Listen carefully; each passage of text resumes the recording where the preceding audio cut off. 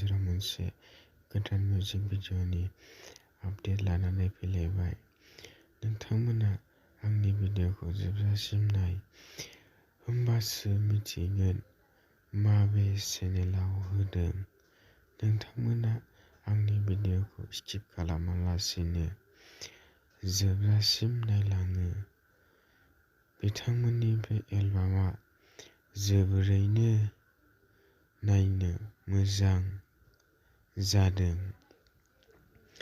बिथांमोना बे एलबामखौ रिलिज खालामबाय।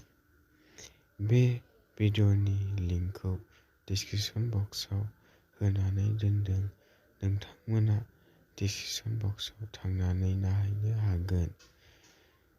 भिडिअ'खौ नायखांबायबा माबायदि मोनदों कमेन्ट खालाम आरो बेफोरबायदि भिडिअ'खौ नायनानै चेनेलाव गोदानबा आंनि चेनेलखौ साबस्क्राइब खालामना लानो हागोन, मानोना आं बेबायदिनो बर' फिल्म आरो बर' मिउजिक भिडिअ'नि सोमोन्दै निउस लानानै फैयो।